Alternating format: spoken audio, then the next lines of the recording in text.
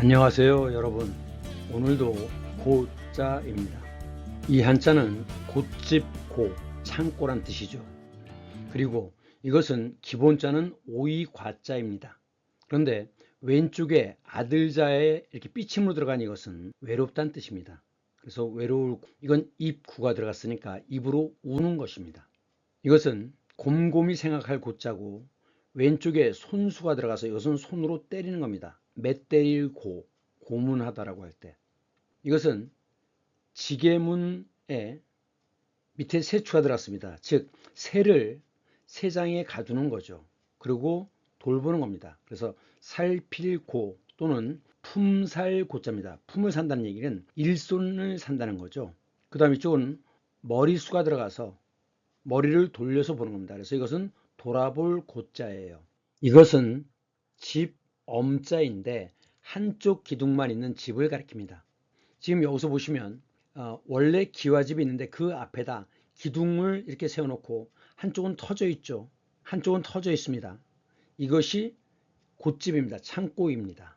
그런데 원래는 전차를 집어넣는 무기창고를 뜻했어요. 주인이 직접 관리하던 것이죠. 그래서 그 당시에 전차는 중요한 장비였기 때문에 이 곶집 안에다 넣어 보관했던 겁니다. 그래서 창고라고 하고, 그 다음에 차를 넣는 곳은 차고라고 하죠. 그 다음 상품이 얼마나 남아있느냐, 재고라고 합니다. 그리고 귀중품을 넣어두는 곳, 금고라고 하죠.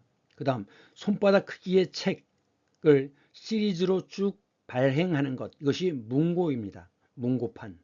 보물보자죠. 그래서 보물창고를 보고, 나라의 창고, 즉 쌀이라든가 재물을 넣어두는 창고입니다.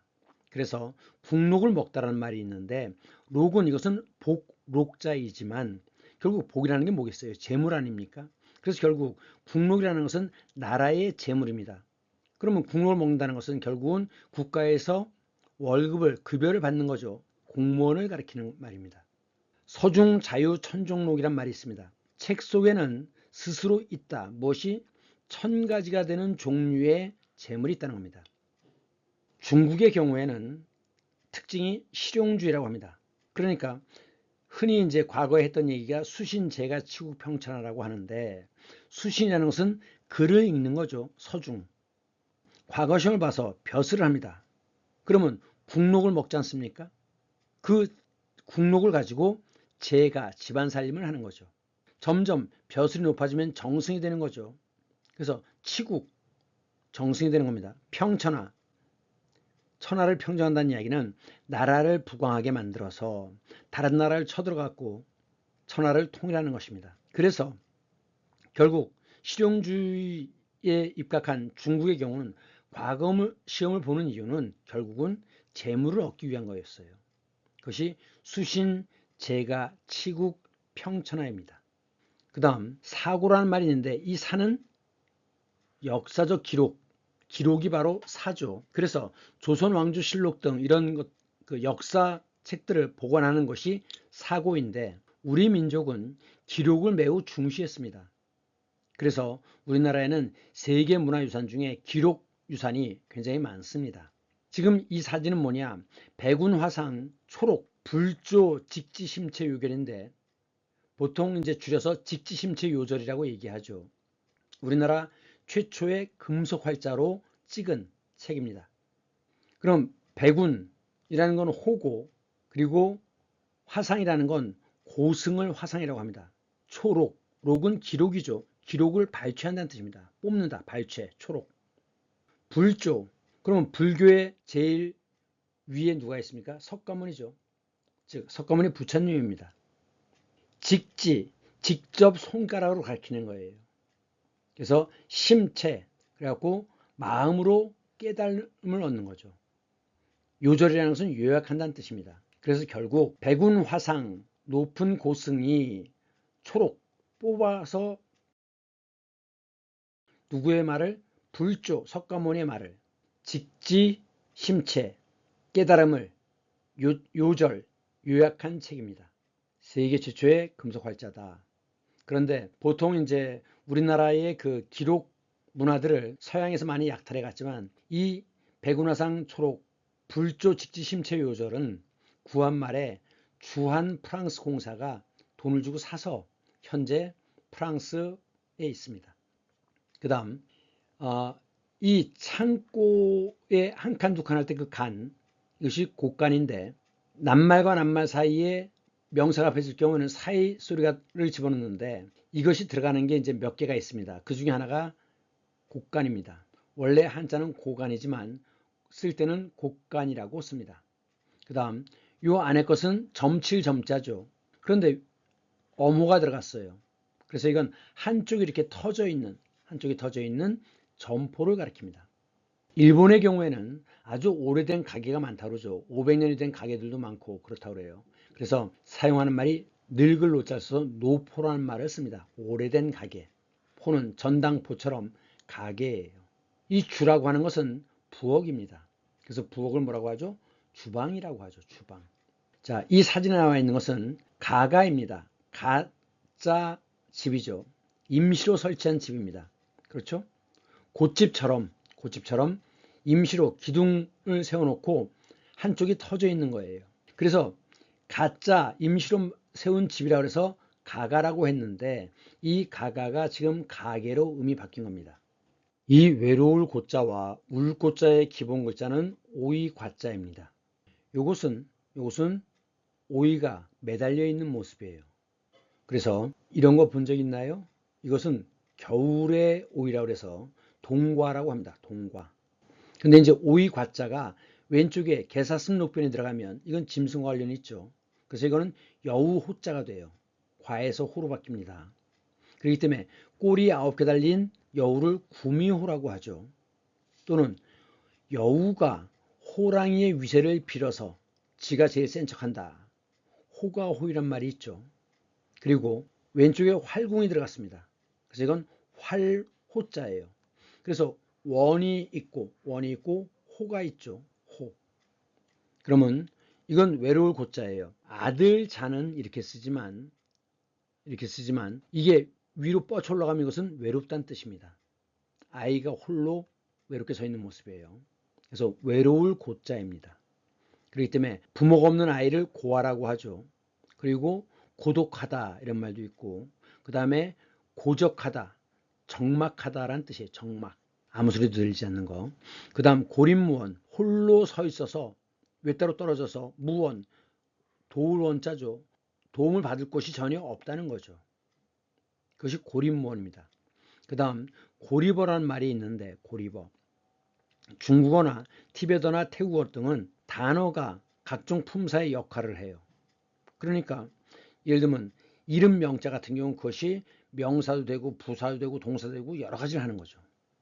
그러면서 문장의 성분은 어수는 제일 앞에 있는 것이 주어고 그 다음 나오는 게 동사 그리고 마지막에 목적어가 옵니다. 즉 영어와 어순이 같죠. 우리나라는 한글은 주어 다음에 목적어 나오고 동사가 제일 뒤에 나오죠. 그런데 문장에서 가장 중요한 성분이 뭡니까? 동사 형용사예요. 이 서술어가 중요하거든요. 그렇기 때문에 조선말은 끝까지 들어봐야 한다 이런 얘기를 하는 겁니다. 그리고 이 태국이라고 하는 나라는 그 중국 남부 사람들이 많이 이 태국으로 넘어들어 살았대요. 그래서 이 태국어는 중국어와 유사하다고 합니다. 그 다음 고장난명, 장은 손바닥 장자입니다. 그래서 손바닥에서 불러일으키는 바람이 장풍이죠. 외로운 손바닥은 난명, 명은 왼쪽에 입구가 들어갔어요. 그래서 이것은 울명자입니다. 시간이 되면 지가 알아서 우는 시계를 자명종이라고 하죠. 자명종, 울명자입니다. 그 다음 한쪽에서 말굽을 이렇게 땡 치면 이쪽 말굽도 울죠. 이것을 공명현상이라고 하죠. 공명, 함께 우는. 고장난명이란 손바닥 하나로는 소리를 낼 수 없다는 거죠. 즉 협력의 중요성을 강조하는 말입니다. 고군분투, 외로운 군대, 즉 주변에 아무것도 없어요. 도와줄 군대가 없습니다. 그래서 혼자 외롭게 어려움을 겪으며 싸우는 것이 고군분투입니다. 그 다음 절의 고도, 사방에 아무것도 없어요. 바다밖에 없죠. 바다밖에. 그래서 이렇게 홀로 떠 있는 섬, 이것이 고도입니다. 혹시 영화 빠삐용이라고 아세요? 빠삐용은 프랑스어로 나비란 뜻이라는데 결국 그 절의 고도에서 탈출하는 인간의 불굴의 의지를 그린 영화입니다. 그 다음 이 고자와 관련해서는 사궁지수를 알아야 됩니다. 사궁은 네 가지 궁, 보세요. 활궁자죠. 왼쪽에 몸신이 들어갔죠. 몸을 구부리는 겁니다. 그런데 어디에 구부려요? 구멍혈자입니다. 그러면 어떻게 돼요? 매우 궁색하죠. 그래서 이거는 궁핍하다, 궁색하다라고 할 때, 빈궁하다라고 할 때 쓰는 궁자입니다. 그러면 이제 사궁 네 가지 어려움이 뭐냐? 인간 생활에서 네 가지 어려움이 환과 고독입니다. 환은 호랍이고, 과는 과부, 청산과부, 호럼이죠. 고는 부모 없는 자식이고, 독은 독신이라고 할 때 배우자 없이 홀로 사는 사람, 나이 든 사람이 독입니다. 그런데 심청전을 보시면, 자, 전이라는 건 전기라고 그랬죠. 언제 태어나서 어떻게 살다 어떻게 해서 죽었다. 전기 형태로 되어 있기 때문에 고대소설은 다 제목이 전으로 끝나는데, 자, 전으로 끝나는 건 고대소설입니다.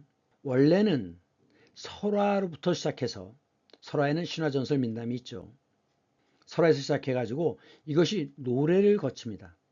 이양법으로 인해서 특히 땅이 많은 호남 지방의 그 대지주들이 연예인들의 후원자가 되죠. 그래서 판소리가 시작됩니다. 이 판소리는 제목이 심청가예요. 그래서 제목이 가로 끝나면 이건 판소리고 전으로 끝나면 이것은 고대 소설입니다. 두 개를 구분하세요.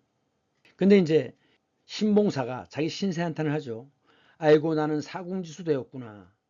네 가지 어려운 처지에 우두머리가 되었다라고 하는데 이 수는 머리 숫자죠. 제일 앞에 나옵니다.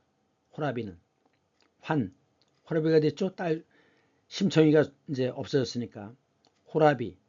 그래서 이 환이 되었기 때문에 사궁지수가 되었구나 이런 표현을 쓰는 겁니다. 그 다음 관동별곡에 고신거국에 백발도 하도하시자 이런 표현을 합니다. 고신은 외로운 신하입니다. 외로운 신하가 거국 갈 것자죠. 나라를 떠난다는 이야기는 조정에서 물러난다는 뜻입니다. 그래서 왕이 옆에 없기 때문에 외로운 신하라고 얘기하는 거죠. 고신, 외로운 신하. 백발, 흰 머리카락입니다.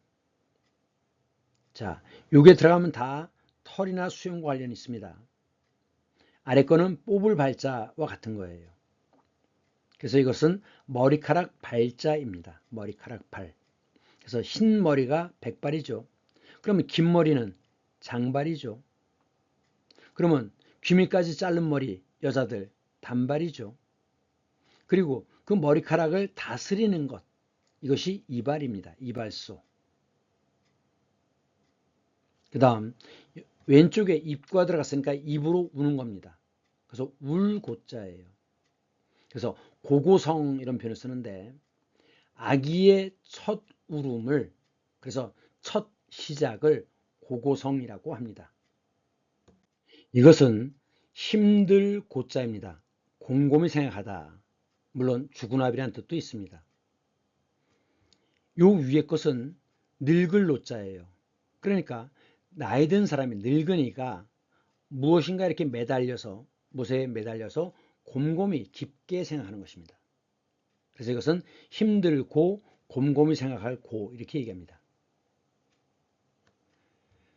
그래서 중간고사 자 시험 때 골치 아프죠? 예, 곰곰이 생각해야 됩니다. 그래서 고사라고 얘기하는 거고 그 다음에 고과 점수를 받는다라고 하는데 이것은 근무평정을 가리키는 말로 쓰였습니다. 그 다음 외무고시 사법고시 굉장히 힘들죠.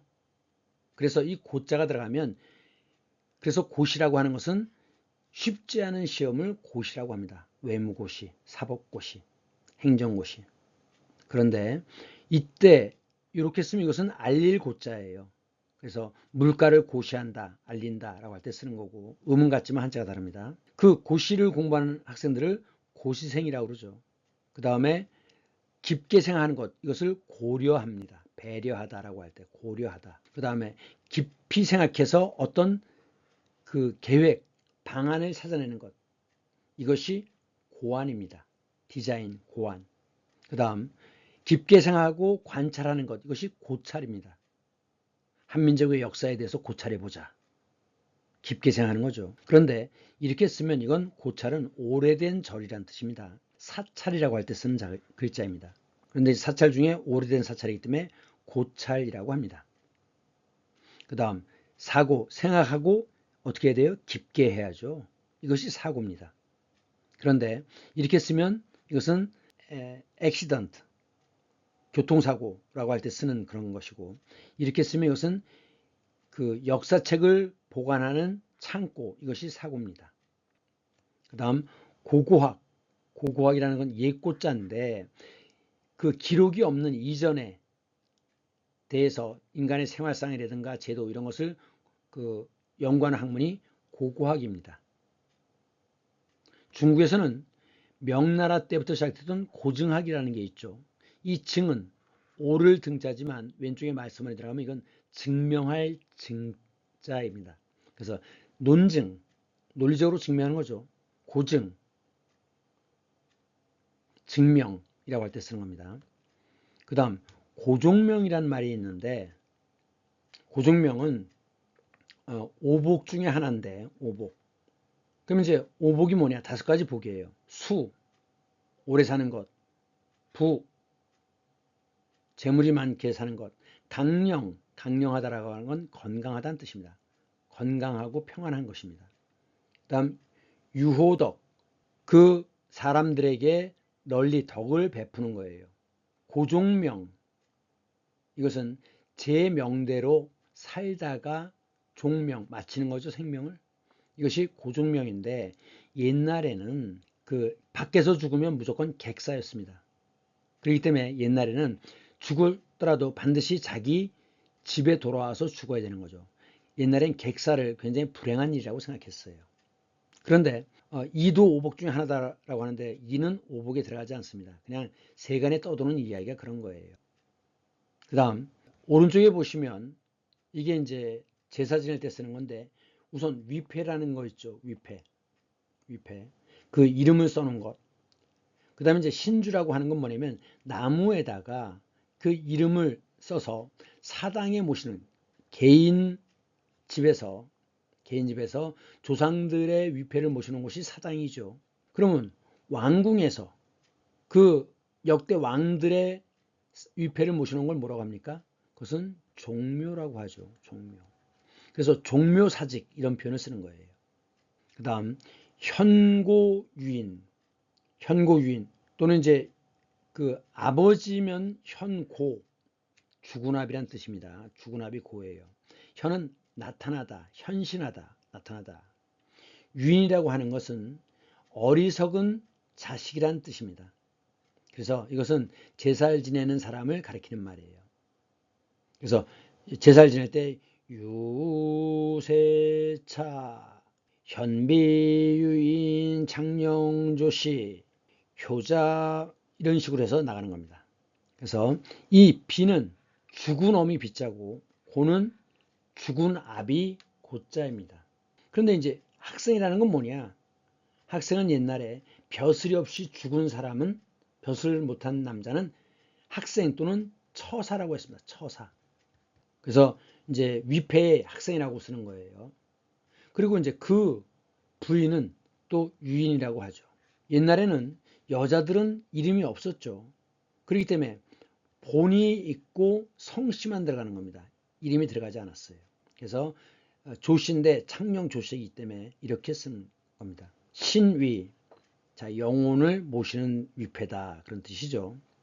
그 다음 이 현비유인이라고도 하지만 선비유인이라고도 합니다. 이 선은 앞선자지만 보통은 선생을 제외하고는 죽음과 관련이 있어요. 그래서 선비라고 하면 돌아가신 어머니고, 선친하면 돌아가신 두 부모를 선친이라고 하죠. 그리고 지금 현재 왕이 아니라 죽은 이전의 왕을 선왕이라고 하잖아요. 선왕. 이 선은 죽음과도 관련이 있다라는 걸 알 필요가 있습니다. 그 다음 이것은 한자가 이거와 비슷한데 달라요. 자, 이것은 삐침에다 이렇게 썼죠. 이것은 그게 아니라 뭐인가에 막혀 있는 겁니다. 그래서 뭔가에 막혀 있는데 손으로, 오른쪽은 손이죠. 손으로 이 막혀 있는 것을 살펴보는 겁니다. 그래서 그것은 살필 고자예요. 이 한자와 이게 비슷하니까 헷갈리지 않도록 하세요. 그래서 이제 논고란 말이 있는데 이 논고라는 것은 검사가 피고의 범죄 사실과 그에 따른 법률 적용에 관한 의견을 진술하는 게 논고입니다. 그래서 이것은 알린다는 뜻이에요. 살핀다는 뜻이 아닙니다. 그거에 비해서 식민지론 논고 이렇게 쓰면 문헌을 책을 근거로 토대로 근거를 갖고 토대를 가지고 근거를 찾아서 학설을 주장하는 것, 어떤 주장을 펴는 것, 이것을 논고라고 합니다. 한자는 같지만 한글은 같지만 한자가 다릅니다. 그 다음 이게 곰곰이 생각할 고자인데 왼쪽에 손수가 들어갔어요. 그래서 손으로 때리는 겁니다. 그래서 이건 때릴 고자예요. 그래서 이 고문하다가 치사, 죽을 사자죠. 치는 이른다는 뜻입니다. 죽음에까지 이르렀다. 죽게 만들었다. 이게 치사입니다. 1987년에 박종철 열사가 고문당하다 물고문을 당하다 죽었죠. 그래서 이제 그때 그 87년 6월에 시민들이 거리로 쏟아져 나와서 호헌철폐를 외쳤어요. 그 당시에 전두환이가 간선제를 했습니다. 통일주체 국민회의 대의원 선거를 통해서 그거 다 체육관에서 하는 선거이기 때문에 감히 반대표를 던질 수 없습니다. 그래서 그냥 그 간선제로 계속 가겠다라고 하니까 이제 국민들이 그 전두환에 호언하겠다는 것을 철폐하라, 없애라 하면서 시위와 데모를 했던 겁니다. 그런데 이제 이때 전두환은 그냥 밀어붙이죠. 했을 텐데 그 당시에 그 다음에 88 올림픽이 있었어요. 그렇기 때문에 이제 어쩔 수 없이 양보한 부분이 있습니다. 그래갖고 결국 이제 노태우가 직선제를 하겠다라고 하면서 6.29 선언을 하죠. 그래서 1987년은 우리나라 역사에서 매우 중요한 시기였습니다. 이것은 지게문입니다. 지게문이라는 건 한쪽만 문이 있는 이것이 지게문이죠. 밑에 있는 것은 이것은 세 추자입니다. 그러니까 결국 지게문이라고 하는 건 여기서는 세 장이에요. 새를 세 장에 넣어 기르다란 뜻입니다. 그래서 사람을 잡아놓고 일을 시키는 것, 이것이 고입니다. 그래서 이 용자는 불일 용자예요. 그래서 고용된 사람을 고용인이라고 하고 고용한 사람, 사용자, 보수를 주는 사람, 돈을 주는 사람, 이 사람들이 고용주죠. 주는 주인 주자입니다. 고용인은 그냥 사람인 자니까 불러다 쓰는 사람이에요. 그래서 이제 고용이란 말을 쓰는데 고는 살필다는 뜻도 있지만 품을 산다, 즉 일손을 얻는다는 뜻이에요. 그런데 이 용은 품을 파는 겁니다. 즉 자신을 파는 거예요. 이 고는 사는 거고 용은 파는 겁니다. 그래서 품팔 용자입니다. 그래서 고용계약서라는 게 있죠. 이 고용계약서를 옛날에는 조선시대 때나 아니면 미국 흑인들은 글자를 읽지 못하니까 결국은 그 나중에 글자를 못 읽기 때문에 재판을 해도 근거가 없어요. 주인이, 백인이 지멋대로 자기한테 유리하겠으니까. 그래서 평생 일하고 또는 1년간 일하면 1달러를 준다. 이런 식이었죠. 계약서가. 그러니까 이 계약서가 있더라도 읽을 수 없다면, 읽지 못한다면 주인이 멋대로 하죠. 너무나 억울한 일들이 많이 생겨요. 그렇기 때문에 글을 배워야 하는 겁니다. 그 다음 이것은 그 바티칸에 있는 베드로 성당을 지키는 스위스 용병입니다. 이런 사람들 용병이라고 하죠. 요 위에 있는 요것은 말이 달려들 때 이 창으로 말의 목을 겨누는 거예요. 말은 겁이 많기 때문에 뭘 들이밀면 더 이상 진군을 못한다고 합니다. 진나라 때 창도 이런 식으로 생겼죠. 자, 그런데 지금 한 사람은 술을 따라주고 한 사람은 술을 받죠. 이 받는 걸 수라고 하고 술 따라주는 걸 작이라고 합니다. 그러니까 술을 받는 것이 수고 술을 따라주는 게 작입니다. 그래서 무슨 수작이야? 술을 주거니 받거니 하는 게 수작입니다. 그래서 이 수는 받는다는 뜻이에요. 그래서 일한 대가를 받는 걸 뭐라고 합니까? 보수라고 하죠. 수는 받는 겁니다. 그런데 작은 따를 작자예요. 그래서 자기가 따라서 자기가 마시는 거 자작이라고 하죠. 마주 앉아서 주거니 받거니 하는 거 상대가 있기 때문에 대작이라고 합니다.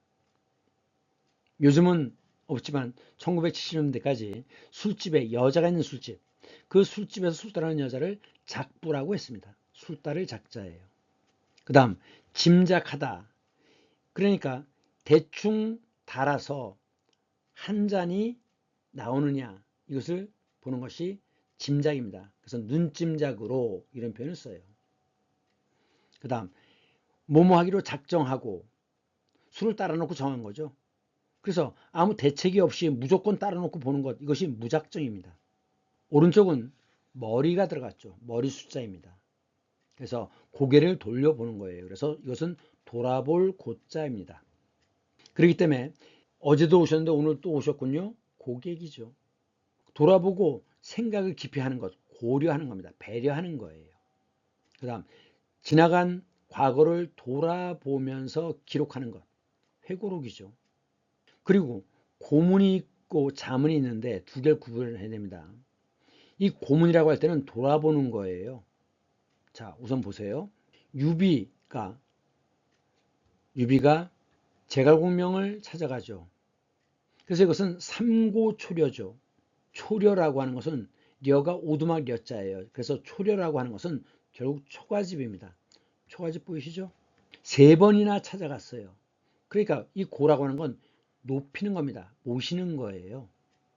그렇기 때문에 고문이라는 것은 그 윗사람을 모셔서 그 조언을 듣는 것, 이것이 고문입니다. 그런데 자문위원회라는 게 있어요. 대통령 자문위원회. 대통령이 더 위죠. 그래서 자문이라고 하는 것은 아랫사람에게 의견을 물어보는 것이 자문입니다. 그래서 고문과 자문은 구분해야 됩니다. 그런데 군대에서는 고문관이라는 게 있죠. 고문하다. 이 한자가 달라요. 고는 맷때릴 고자입니다. 그래서 어리석거나 행동이 굼들어서 그래갖고 다른 사람을 한테까지 피해를 주는 이런 사람들을 군대에서는 고문관이라고 합니다. 그 다음 요 글자는 버금 차자예요. 버금이 뭐죠? 첫째가 뭡니까? 으뜸. 둘째 버금. 그래서 음악에는 으뜸 화음, 딸림 화음, 버금 딸림 화음이 있죠. 버금은 둘째란 뜻입니다. 둘째. 버금 차자예요. 그런데 여기서는 자로 음이 바뀝니다. 자, 고문과 자문 구분해야 된다. 그 다음 좌고 우면. 이 면은 왼쪽에 눈목이 들어갔습니다. 그래서 이건 곁눈질하다 또는 애꾸눈이라는 뜻이에요. 그러니까 왼쪽을 돌아보고 오른쪽들 곁눈질하다. 그러니까 좌우를 골고루 살핀다는 뜻입니다. 이것이 좌고 우면하는 거예요. 보통 결단을 못하고 주저주저 할 때 사용하는 말입니다. 자, 오랜만에 한자 퀴즈입니다. 견물생심. 물건을 보면 욕심이 생기죠? 이것에 해당되는 한자는 무엇인가요?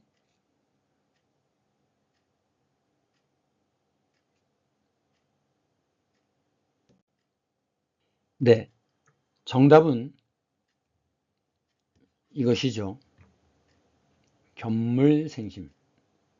이것은 볼견자고 이것은 금지란 뜻이죠. 논하지도 말아라. 물론 금지입니다. 소가 들어가야 사물 할 때 물자가 되는 거죠. 이 견자는 이것은 어깨 견자입니다. 그래서 어깨에 다는 것을 견장이라고 하죠. 이것은 견자가 아니라 볼시자입니다. 이쪽이 음이죠. 문경지교라는 말이 있습니다. 문경지교. 이때는 요건 물자지만 칼도가 들어가면 목벨 문자로 바뀌어요. 물이 문으로 바뀝니다. 경은 목경자죠. 그래서 모가지를 내놓을 정도의 사귐, 목숨을 바쳐서라도 친구를 구하는 것이죠. 이것이 그 정도의 믿음, 이것이 문경지교입니다. 다음,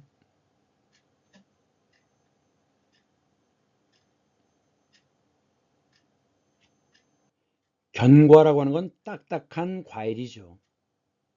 그래서 딱딱한 과일 1번입니다. 이건 무슨 자인가요? 이건 보낼 견자죠. 보낼 견, 파견. 말씀원이 들어갔어요. 그럼 이것은 과제, 과목이란 뜻이죠.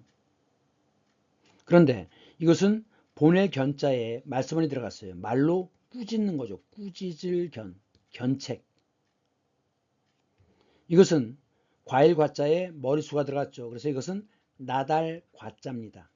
그래서 나달처럼 되어 있는 것이 과립형이죠. 커피도 보면 뭉쳐져 있는 것들 있잖아요. 그런 것을 과립형이라고 하죠. 이 견자는 소우가 들어갔죠.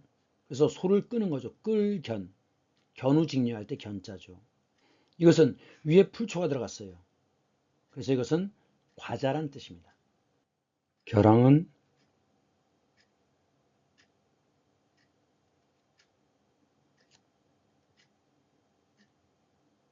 결항은 항공편이 없어지는 거죠. 이건 맺을 결이고 이것은 오를 항자입니다. 그래서 가슴이 두근거리는 것, 점점 심해지는 것이 심계항진이라고 하죠. 항진. 점점 더 심해지는 겁니다. 이것은 터질 결자입니다. 주저거리지 않고 결단. 이것은 손이 들어가서 저항할 항자입니다. 이것은 항아리죠. 그래서 항아리가 이질러진 겁니다. 정상적으로 작동되지 못하는 것이에요. 그 다음 항공기라고 할 때는 이렇게 쓰죠. 비행기도 배라고 생각을 했죠. 그래서 결항, 이것이 정답입니다. 그런데 항공모함 있죠. 항공기라고 할 때 이거 쓰는데 이 함자가 들어가면 이것은 전부 다 싸움배입니다. 잠수함, 순양함, 구축함, 항공모함 다 함자가 들어가면 싸움배예요. 왜 그럼 항공모함이냐? 자, 항공기를 비행기를 태우고 다니는 어머니 같죠. 그래서 항공모함이라고 하는 겁니다. 그 다음 여기는 결자인데 말씀문이 들어갔죠. 그래서 말로 이별하는 겁니다. 영결식.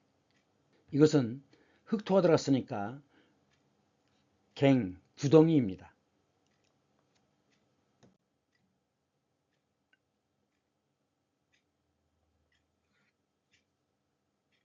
정답은 겸직이란 다른 직업을 겸해서 한꺼번에 더 갖고 있는 거죠. 그래서 이걸 보면 손이죠. 그리고 벼화입니다. 벼 두 포기를 들고 있는 모습이에요. 그래서 묶을 겸자입니다. 그렇기 때문에 이것이 정답이죠.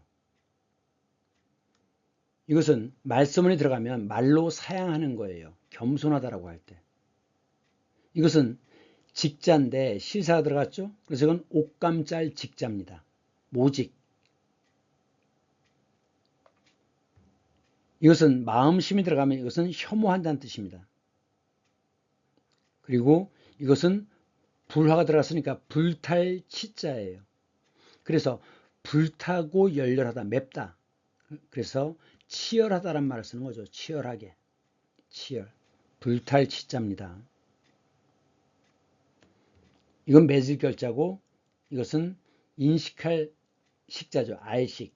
그런데 지식이라고 할 때 지는 뭐가 있구나 하고 인식하는 것입니다. 그리고 식이라고 하는 것은 이것은 판단하는 거예요. 그러니까 우리가 무엇인가를 판단할 때는 먼저 인식이 돼야 되는 거죠. 저게 뭐지? 머리가 있고 다리가 네 개네. 이거 개구나, 고양이구나 라고 판단하는 겁니다. 그래서 이미지가 들어오는 것은 지고, 지각이라고 하죠. 그리고 그것에 대해서 판단하는 것, 뇌에서 판단하는 것, 이것은 식입니다.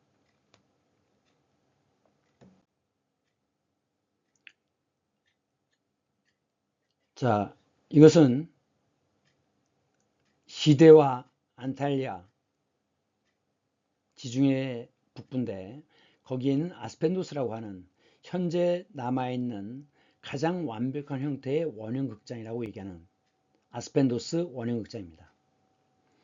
지금 이 좌석들이 이렇게 있는데 그 밑에 토관을 묻어가지고 소리가 사방으로 잘 퍼지도록 그렇게 해놓은 것이에요. 그래서 실제로 이쪽에서 별로 큰 소리가 아닌데도 노를 부르면 이 구석구석까지 잘 들립니다. 그것은 바로 이 좌석 밑에 토관을 묻어서 그렇다고 해요. 그리고 이것은 이제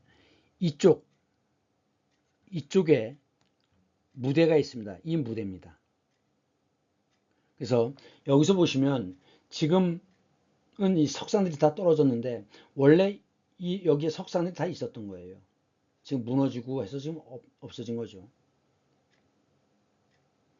그런데 요 위에 잘 안 보이긴 하는데 이게 누구냐? 이게 포도주의 신 디오니소스입니다.